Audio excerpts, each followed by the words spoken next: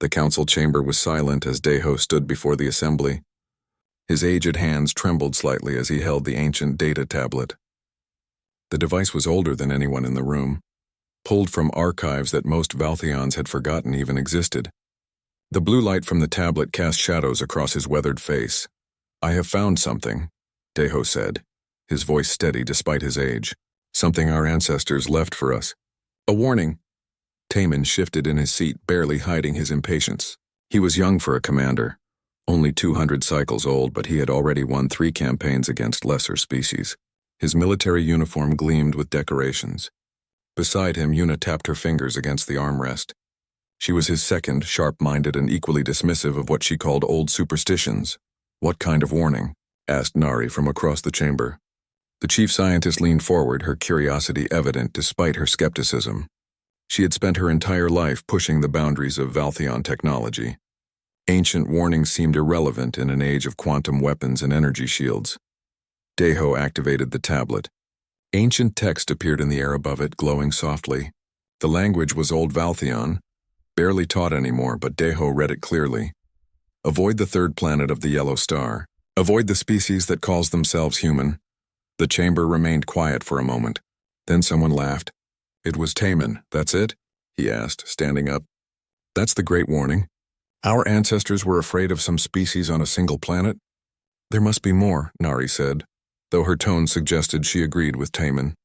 "Context? Explanation? Why would they fear this species?" Deho shook his head slowly. "This is all that remains, but it was deemed important enough to preserve in our most protected archives. Important enough to survive 12,000 years. Yuna stood beside Taman. 12,000 years ago, we barely had spaceflight. We didn't have shields. We didn't have quantum disruptors. We were weak." She gestured around the chamber. "Look at us now. We control 400 star systems. No species has successfully resisted us in 3,000 years. The other council members murmured in agreement. The Valthion Empire was at its peak. Their technology was unmatched. Their military had never known true defeat. Even the Korthan Confederacy, once their greatest rival, had bent the knee 2 centuries ago. We have recently discovered a sector rich in minerals and habitable worlds," Taman continued. He activated his own display, showing a star map. A yellow star blinked in the center. "This system, we've scanned it. The third planet is inhabited by a primitive species. They call themselves humans, just as the warning states. And how primitive?" asked one of the elder council members. Nari pulled up data on her own screen. "Very. They've barely left their home planet. They have some settlements on their moon and the nearby red planet, but nothing significant. Their fastest ships can't even break light speed. They still use chemical propulsion for most of their vessels. And we're afraid of them?" Taman's voice dripped with disbelief. "Our ancestors fled from a species that hasn't even mastered faster-than-light travel?" Deho remained standing, the ancient tablet still glowing in his hands. "I don't know why they left this warning, but they did. They thought it was important enough to preserve forever." "Times change," Nari said, though her voice was gentler than Taman's. "What was dangerous to our ancestors might be harmless to us now. We have technology they couldn't even dream of. The sector contains enough resources to supply our empire for 1,000 years, Yuna added. "Rare minerals, 3 perfectly habitable worlds, dozens of moons suitable for mining. We can't ignore this opportunity because of an ancient fear." The council debated for hours. Deho argued passionately for caution, for respecting the wisdom of their ancestors. But his voice was one among many, and the others had made up their minds. "We should at least study them first," Deho pleaded. "Observe from a distance. Learn why our ancestors feared them." "We will study them," Taman said, "from orbit, after we've secured the system. If they resist, we'll see what made them so special. If they don't, then the warning was meaningless." The vote was called. 43 council members voted to proceed with the expedition. Only 7 voted against it. Deho was among those 7. Preparations began immediately. Taman was given command of the expedition fleet. 50 warships, each capable of destroying a small moon. 200 colony vessels ready to establish Valthion settlements on the new worlds. Thousands of soldiers, scientists, and colonists. Jihun was named Fleet Admiral. He was older than Taman, more experienced, with a reputation for crushing resistance quickly and efficiently. He had won glory in the Korthan War and had never lost a battle. "This will be simple," Jihoon said to Taemin as they reviewed the fleet manifests. We arrive, we display our power, they submit. If they're foolish enough to resist, we demonstrate what happens to those who oppose the Valtheon Empire. Mirai, the diplomatic officer assigned to the fleet, was less confident. What if they don't understand our language? What if their culture doesn't respond well to shows of force? Then we'll make them understand, Taemin replied. Every species understands power. The night before the fleet's departure, Daeho came to Taemin's quarters. The old Valtheon looked tired, more tired than Taemin had ever seen him. I'm asking you one final time, Daeho said quietly. Don't do this. Trust the wisdom of those who came before us. Taemin felt a flash of irritation, but he respected Daeho too much to show it. I appreciate your concern, but we can't live in fear of the past. Our ancestors didn't have what we have. They didn't know what we know. And what if we don't know what they knew? Daeho asked. What if they left this warning for a reason we can't see yet? Then we'll learn that reason, Taemin said, and we'll deal with it. With respect, Daeho, our technology makes us nearly invincible. What could a primitive species possibly do to threaten us? Daeho stared at him for a long moment. Then he reached out and placed his hand on Taemin's shoulder. I hope you're right. I truly do. But I've lived long enough to know that pride comes before disaster. The next morning, the fleet departed. Daeho watched from the observation deck as 50 warships and 200 colony vessels vanished into faster-than-light travel, heading toward a yellow star and a blue planet that their ancestors had feared. He returned to the archives and made a new entry, dated and sealed. They did not listen. May the universe be merciful to them. The first human ship came in fast, far faster than Taemin had expected from their primitive propulsion systems. It was a cargo hauler, modified with weapons that looked crude but functional. Missiles streaked from its hull toward the nearest Valtheon warship. Shields holding, reported Jiwon from the weapons station. He had served in the Korthan War and had never seen a shield fail. Their weapons can't penetrate our defenses. This is pointless, but then the human ship did something unexpected. Instead of retreating after its missiles failed, it changed course and accelerated directly toward the Valtheon vessel. It's going to ram us, Yuna said, her voice sharp with disbelief. The order to destroy the human ship came too late. It crashed into the Valtheon warship's shields at full speed, and the impact sent shockwaves through both vessels. The human ship exploded, but the force was enough to overload the Valtheon shield generator. For 3 seconds, the warship was vulnerable. That was when the other human ships fired. Missiles, kinetic rounds, and even nuclear weapons struck the exposed hull. The Valtheon warship's armor held, but warning lights flashed across its bridge. They calculated our shield frequency, Jiwon said, staring at his console in shock. They watched how our shields responded to the first attack and adjusted their second volley accordingly. How did they do that so fast? More human ships were coming now. Hundreds of them approaching from every angle. Most were civilian vessels never meant for combat, but the humans had armed them anyway with whatever weapons they could mount. They're insane, Hisu muttered as she watched her tactical display. They're sacrificing their own ships just to learn our capabilities. Solman, the communications officer, was intercepting human transmissions. What she heard made her blood run cold. They're not military, she said. Most of these ships are volunteers, civilians. They're calling this the first wave. First wave? Taemin repeated. You mean there are more? Apparently many more. Jihoon had recovered from his initial surprise. He began issuing orders rapidly, organizing the fleet into a proper defensive formation. The Valtheon warships opened fire, and their superior weapons began taking a terrible toll on the human vessels. Human ships exploded by the dozens, then by the hundreds. Their shields were pathetic when they had them at all. Their armor was nothing compared to Valtheon alloys. Each warship could destroy 10 human vessels in the time it took to charge its main weapon, but the humans kept coming. They're not retreating, Yuna said, watching the carnage on the view screen. We're killing them by the thousands and they're not retreating. A human fighter craft barely larger than a personal shuttle dodged through the Valtheon weapon fire with impossible agility. It was piloted with skill that shouldn't have been possible given its primitive control systems. The fighter launched a missile directly at the flagship's bridge. The missile was destroyed easily, but Jihoon felt uneasy. Why aren't they afraid? Every other species we've fought showed fear. They ran when the losses became too great. These humans are acting like they have nothing to lose. Nari was at her station, her face pale as she studied the human attack patterns. They're learning. Every attack is different.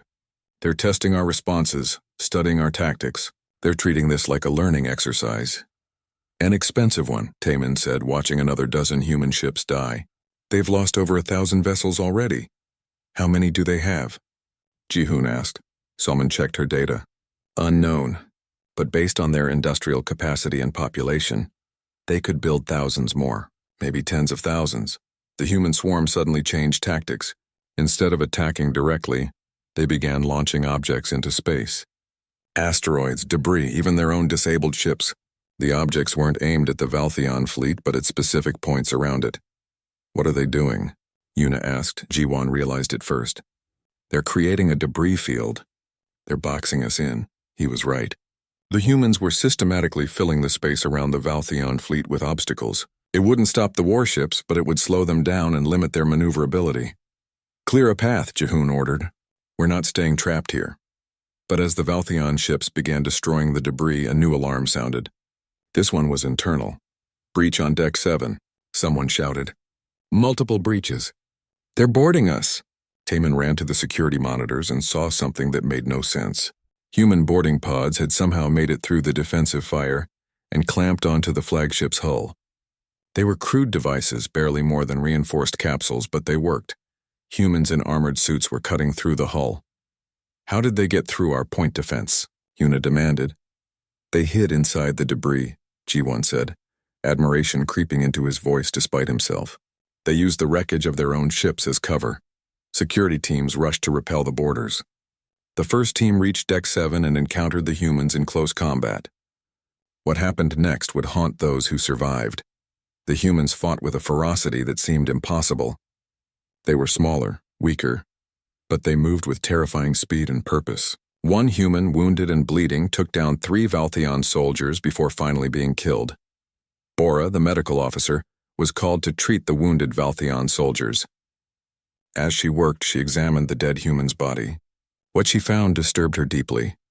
This human had 3 broken ribs, a collapsed lung, and was losing blood rapidly, she said to Nari over the medical channel. It should have been incapacitated, but it kept fighting for almost 2 minutes after sustaining those injuries. How is that possible? I don't know. Their biology shouldn't allow it.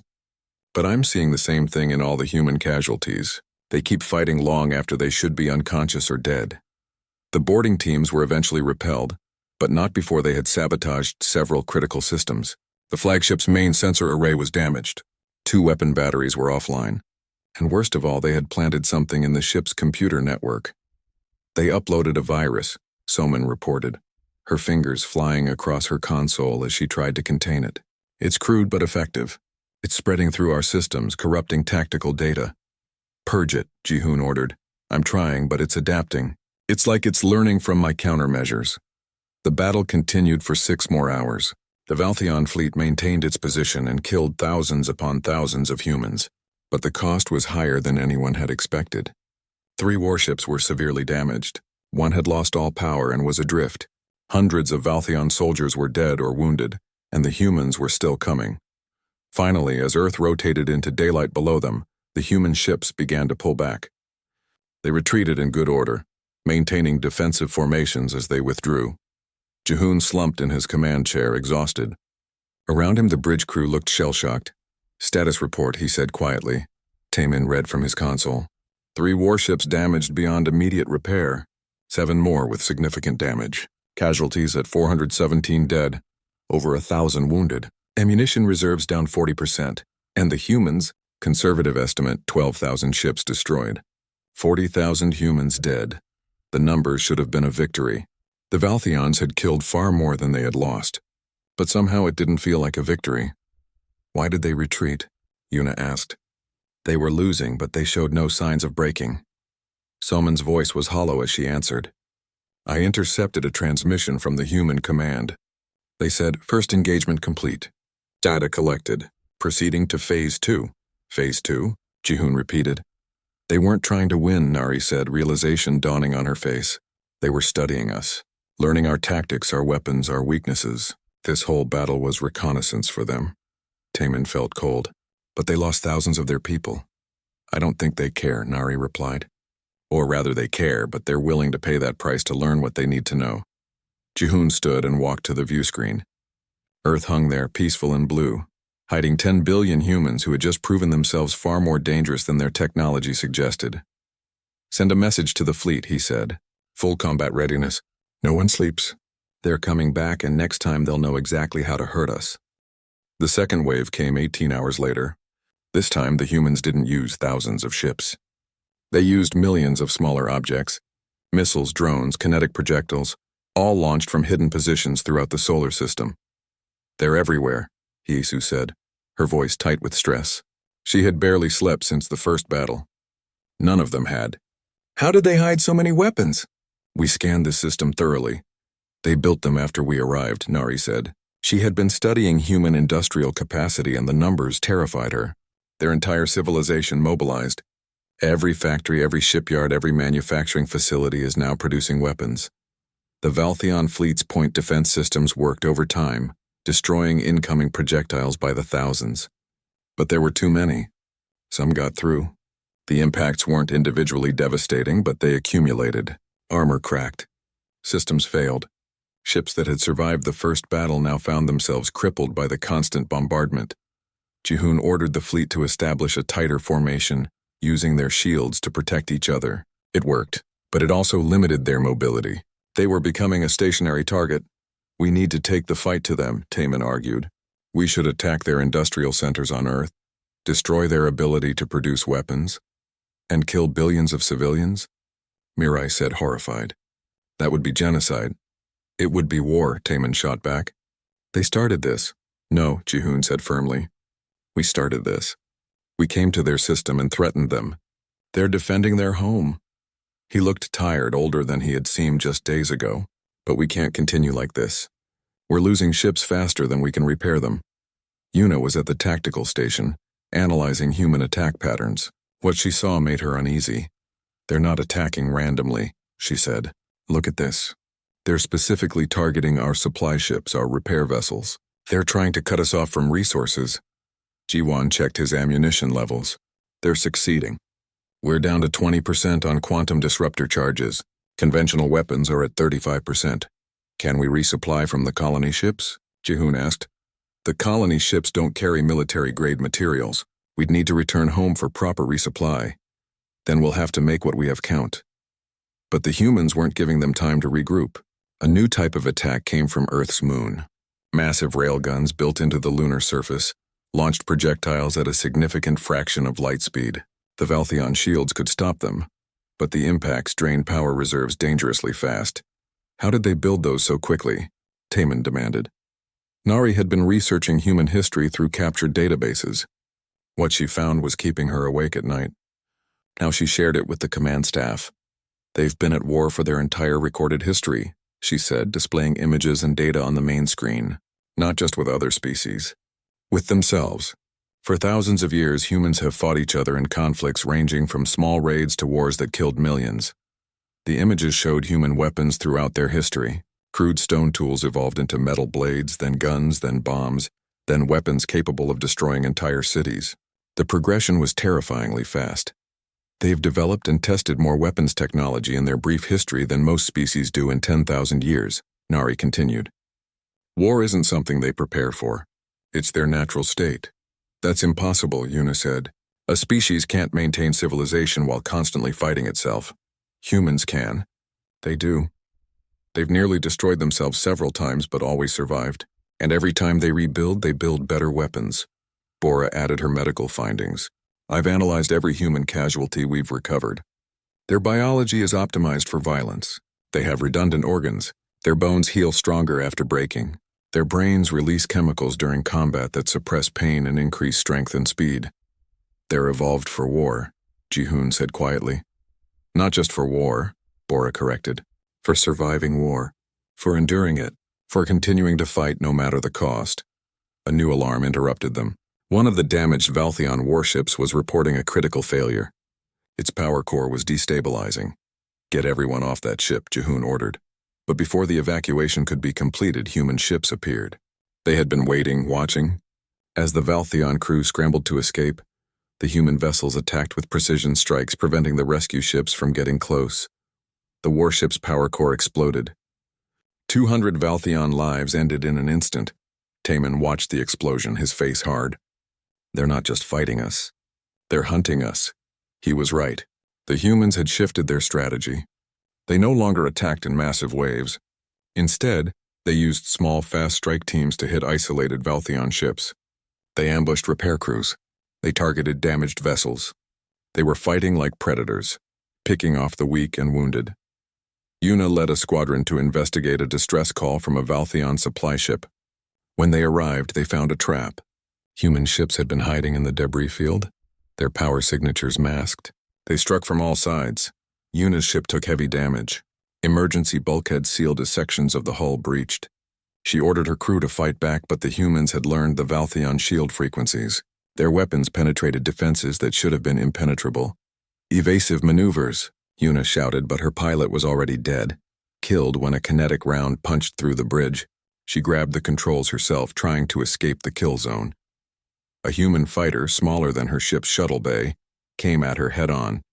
She fired everything she had, but the human pilot dodged with impossible skill. The fighter launched a missile at point-blank range. Una's last thought was of Taman, and of Daiho's warning that they had all ignored. The explosion consumed her ship. There were no survivors. Back on the flagship, Taman received the news in silence. He stared at the tactical display where Una's ship had vanished. "She was the best tactical officer I've ever known," he said quietly, "and they killed her like she was nothing." "They're not nothing," Ji-hoon said. He looked at Taman, and for the first time the Admiral's confidence was gone. "We made a terrible mistake coming here." Mireille had been attempting diplomatic channels since the fighting began, trying to find some way to negotiate. Now she received a response from Earth. "They're willing to talk," she said, hardly believing it. "They're offering a ceasefire." "What are their terms?" Ji-hoon asked. Mireille read from her console. "Complete withdrawal from their system. No return under any circumstances. In exchange, they'll allow our fleet to leave unharmed and provide supplies for our journey home." "That's it?" Taman said. "After everything, they're just letting us leave?" "If we agree to never come back, yes." Ji-hoon considered it. His fleet was battered. Ammunition was low. Casualties were mounting, and the humans showed no signs of stopping. But accepting these terms meant admitting defeat. It meant accepting that the Valtheon Empire, with all its power and technology, had been beaten by a species that hadn't even left its home system. "What if we don't accept?" he asked. Someone who had been monitoring human communications answered. "Then they proceed with what they're calling Phase 3. They didn't specify what that means. But based on their communications patterns, I believe they're preparing something worse than what they've shown us so far." "Worse?" Ji-won said. "They've already cost us 12 ships and over 2,000 lives. What could be worse?" Nari had been very quiet, reading something on her personal console. Now she looked up, her face pale. "I found something in their database," she said, "a record of their previous wars. When they fight each other, when victory seems impossible, they use weapons that destroy entire cities. They call them nuclear weapons. They have thousands of them." "They wouldn't use those on their own system," Taman said, "wouldn't they?" Nari displayed images from human history. Cities turned to ash. Millions dead. They've done it before. To themselves. "What makes you think they wouldn't do it to us?" The bridge was silent except for the soft beeping of consoles. Ji-hoon stood and straightened his uniform. He looked every day of his age, every battle he had fought. But his voice was steady. "Send a message to Earth, tell them we accept their terms. We'll withdraw immediately." "Sir?" Taman said, disbelief in his voice. "We came here because we thought we knew better than our ancestors," Ji-hoon said. "We were wrong. Daiho tried to warn us and we didn't listen. We called his warning superstition, but it was wisdom. Our ancestors encountered these humans long ago and they were smart enough to leave them alone." He turned to face the view screen, where Earth hung in space, beautiful and terrible. "We're going home, and we're going to make sure everyone knows. Avoid humans. Our elders knew better than we did." The journey home took 3 weeks. 3 weeks of silence and shame. The Valtheon fleet limped back to their home system with only 38 warships remaining. 12 had been destroyed or damaged beyond repair. The colony ships that were supposed to establish new settlements, now carried wounded soldiers and the bodies of the dead. Taman spent most of the journey in his quarters reviewing combat recordings. He watched the battles over and over, trying to understand how everything had gone so wrong. They had superior technology, superior weapons, superior numbers. By every logical measure, they should have won easily. But logic didn't account for what humans were. Deho was waiting when the fleet arrived home. The old Valtheon stood at the spaceport, watching the damaged ships land. When Taman finally emerged from the flagship, Deho was there to meet him. "I'm sorry," Taman said. It was the first thing he said. Deho looked at him with sad eyes. "I know." They walked together through the spaceport. Around them, families were reuniting with survivors and learning that loved ones would never return. The weight of all those deaths pressed down on Taman. "You tried to warn us," Taman said. "I dismissed you. I called the ancient warning superstition." "You believed what many believed," Deho replied. "That progress makes old wisdom irrelevant. That technology conquers all. It's a seductive belief. We were so confident we thought we understood everything." "Tell me," Deho said gently. "What did you learn about humans?" Taman was quiet for a long moment. Then he began to speak. "They're not stronger than us, not individually. A Valtheon soldier can overpower a human easily. But they don't fight as individuals. They fight as one species, united by a threat. 10 billion humans, all working together." He paused, gathering his thoughts. "They're not more advanced than us. Their technology is primitive by our standards. But they don't need advanced technology. They use what they have with terrible efficiency. They adapted to our weapons faster than we could adapt to their tactics." They reached a quiet memorial garden. Deho sat on a bench and Taman joined him. "But that's not what makes them dangerous," Taman continued. "Other species have unity. Other species have adaptability. What makes humans different is that they refuse to accept defeat. We killed thousands of them, and they kept coming. We destroyed their ships, and they built more. Nothing we did made them afraid." "Fear is a survival instinct," Deho observed. "Most species fear death enough to retreat when the cost becomes too high." "Humans fear death too," Taman said. "I saw it in their faces, in their transmissions. But they fear surrender more. They fear losing their freedom more. They'll die by the millions rather than submit." Nari arrived at the memorial garden carrying a data tablet. She looked exhausted. Since returning home, she had been compiling all the research on humanity into a comprehensive report. "I've finished the analysis," she said, sitting beside them. "The council wants to know everything about what happened." "Tell me the important parts," Deho said. Nari activated the tablet. "Humans are evolutionary persistence hunters. On their planet, they didn't have claws or armor or venom. They survived by being smarter, more adaptable, and more relentless than everything that tried to kill them. They can run for hours without stopping. They can survive injuries that would kill most species. They can adapt to almost any environment." She pulled up biological scans. "Their brains are wired for pattern recognition and problem solving. They can look at a system once and understand how it works. They can predict outcomes with frightening accuracy. And when they're threatened, their bodies release chemicals that increase their strength, suppress pain, and sharpen their focus. They're designed for war," Taman said. "Not exactly," Nari corrected. "They're designed to survive anything. War is just one of the things they survive. They've survived ice ages, plagues, famines, natural disasters. They've survived their own weapons. They've nearly destroyed themselves multiple times and always came back stronger." Deho listened carefully. "What else?" "Their culture," Nari continued. "They value freedom above almost everything. They've fought countless wars against oppression. The idea of submitting to a foreign empire is literally worse than death to them. We couldn't have chosen a worse approach than threatening their freedom." Bora joined them, having heard they were meeting. "I have the casualty analysis," she said quietly. "From the human side." "Go ahead," Deho said. "They lost approximately 43,000 people in the conflict. Ships, soldiers, civilians who volunteered. By comparison, we lost just over 2,000. Bora's voice was hollow.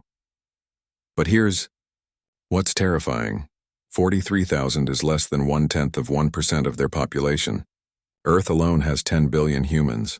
They could sustain those losses every single day for decades and still have enough people to fight. The enormity of that sank in. The Valtheon Empire had 400 star systems, but their total population was only 8 billion across all of them.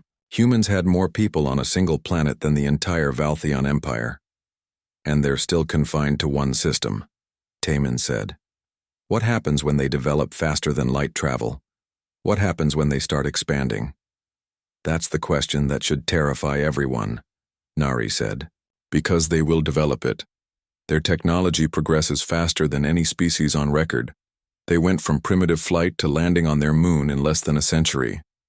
At their rate of advancement, they'll have faster than light travel within a few generations. Then what? Bora asked. No one had an answer. Soman, who had been decrypting human communications throughout the war, arrived with a final piece of information. I need to show you something, she said. She activated a holographic display showing intercepted human communications. This is a transmission from human command during the battle. It was sent to all their forces. The message played. It was in the human language, but the translator converted it. This is not about winning.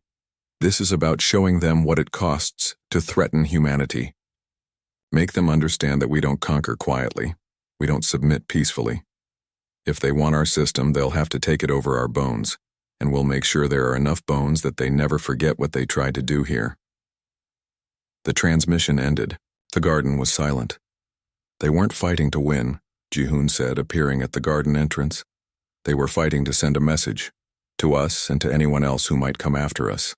The admiral looked older now, weathered by the weight of defeat. The council has asked for a full report. They want to know if we can try again with a larger fleet. No, Deho said firmly. Absolutely not. I agree, Jihoon said. I've already told them it would be suicide, but they wanted me to ask for your counsel as well. The answer is no, Deho repeated. Not now, not ever. Humans must be left alone. What if they come to us? Bora asked. What if they develop faster than light travel and enter our space? Then we treat them with respect, Deho said. We offer friendship, trade, cooperation, anything except aggression. And if they're aggressive toward us? Taman answered that question. Then we run. We run as fast as we can and hope they decide we're not worth chasing. That evening, the council convened. Every member who had voted for the expedition was present. Deho stood before them once again, but this time they listened. Our ancestors left us a warning, Deho said. Avoid humans. We didn't listen. We thought we knew better. We paid for that arrogance with 2,000 lives and 12 warships. He activated the ancient tablet, the same one he had shown them months ago. I propose we update this warning. Make it clearer. Make it impossible to ignore. Taman stepped forward. In his hands, he carried a new data tablet. I've prepared the new entry. May I? Deho nodded. Taman read aloud. Avoid humans. They are not strong, but they are relentless. They are not advanced, but they are adaptable. They are not fearless, but they value freedom more than life. They do not have the best weapons, but they will use anything as a weapon. They do not seek war, but they are always prepared for it. Our elders knew to avoid them. We did not listen, and we paid the price. Let this be a lesson to all who come after us. Humans are not to be conquered. They are to be left alone, or if possible, befriended. But never, ever threatened. He entered the text into the tablet and sealed it with his command codes. The data was transferred to the permanent archives, where it would be preserved for the next 12,000 years. The council voted unanimously to accept the warning. They also voted to forbid any Valtheon vessel from entering human space without explicit permission from Earth itself. 3 years later, a Valtheon patrol detected a human ship at the edge of their territory. It was a small exploration vessel, probably testing a new faster-than-light drive. The patrol commander immediately sent a message. Human vessel, this is the Valtheon Defense Fleet. You are entering Valtheon space. Please state your intentions. The response came quickly. Valtheon Defense Fleet. This is Human Exploration Vessel Curiosity. We're conducting survey operations. We mean no harm. Understood, Curiosity. You are welcome in our space. If you require supplies, assistance, or navigation data, please let us know. There was a pause. That's very kind of you. We appreciate it. Are you sure? We can change course if our presence makes you uncomfortable. The patrol commander looked at his crew. They all remembered the stories. The Valtheon fleet emerged from faster-than-light travel at the edge of the system. Jihoon stood on the bridge of the flagship, watching the view screen as the yellow star grew brighter. Beside him, Taemin monitored the sensor readings while Yuna coordinated the fleet's formation. Scan complete, announced Hayasu from her station. She was their best pilot and led the scout team. Her fingers danced across the controls as data flooded in, confirming the third planet as inhabited, detecting radio signals, primitive satellite networks, and atmospheric pollution consistent with industrial civilization.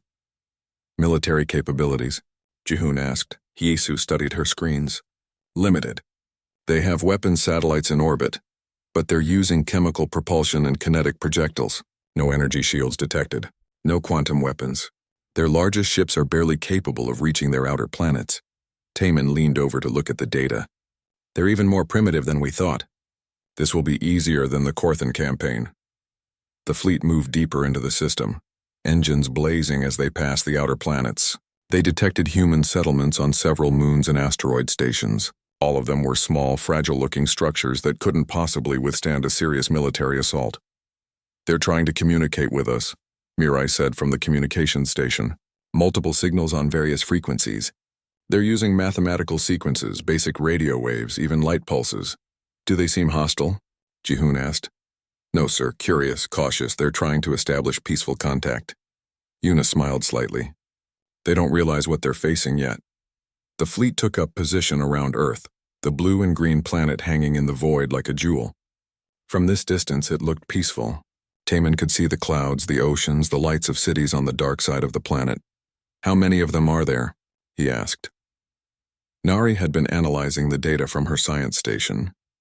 Approximately 10 billion on the planet itself, maybe another million scattered across their colonies, all concentrated in this one system. 10 billion, Jihoon repeated. And they've never left their home system. No wonder our ancestors encountered them so long ago. They've been stuck here for thousands of years. Should we respond to their communication attempts? Mirai asked. Jihoon considered for a moment. Yes. Tell them we're here to claim this system for the Valtheon Empire. Tell them they have one option. Submit peacefully or be destroyed. Mirai hesitated. Sir, perhaps we should try a more diplomatic approach first.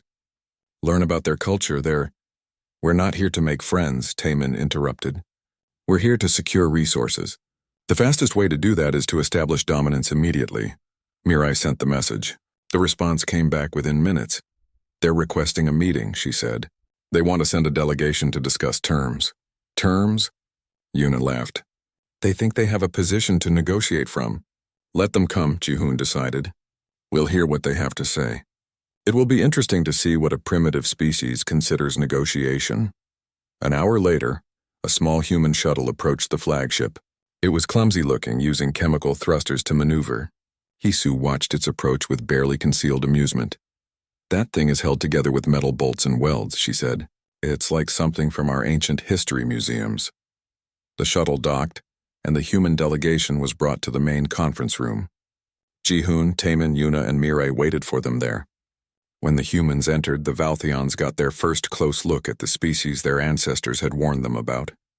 They were small, shorter than Valtheons by at least a head. Their bodies looked soft, without the natural armor plating that Valtheons possessed. They wore simple clothing and breathing equipment, moving carefully in the artificial gravity.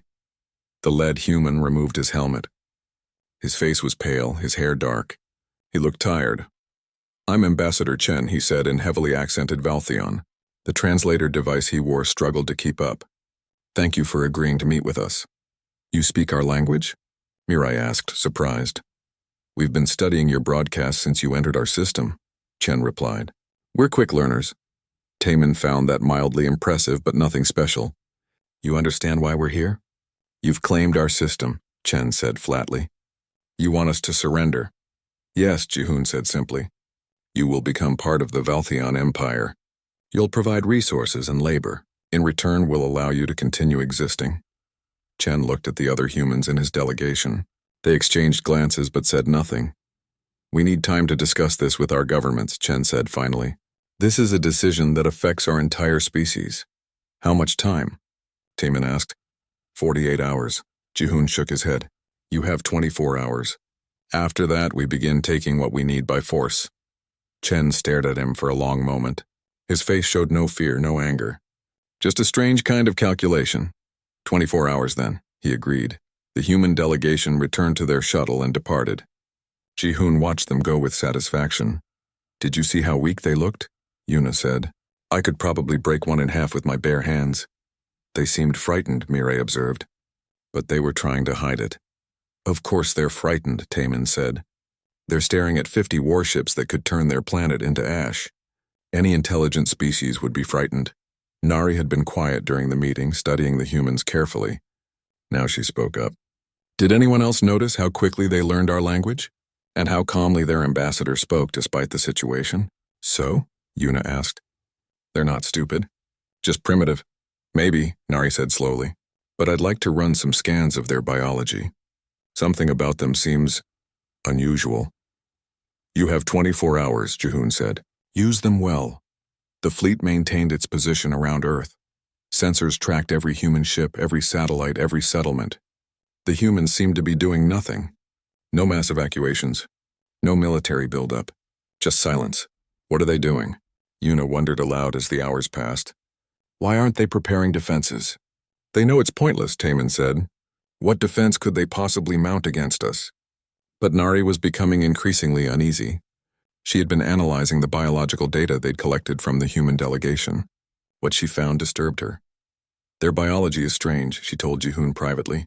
Very strange. Explain. They're fragile in some ways, but incredibly resilient in others. Their healing factor is remarkable. Their bodies can adapt to extreme environments. And their brain structure suggests problem-solving abilities far beyond what we'd expect from their technology level. Are they dangerous? Nari hesitated. I don't know. Maybe not militarily. But there's something about them that doesn't match their primitive status. The 24 hours passed. No response came from Earth. Their time is up, Ji-hoon announced. Taemin, select a target. Something visible but not critical. We'll show them what happens when they ignore our ultimatums. Taemin studied the tactical display. There's a large settlement on their moon. Mining and research facility. Population about 50,000. Prepare to fire. But before the order could be executed, alarms blared across the bridge. Sir, Hisu called out. Multiple contacts! Human vessels approaching from all directions. The view screen showed dozens, then hundreds of human ships converging on the fleet. They were civilian vessels, cargo haulers, even personal craft. But every single one was armed. They're not running, Yuna said, disbelief in her voice. They're attacking. All ships, defensive formation. Ji-hoon ordered. Show them why that's a mistake. The battle for Earth had begun.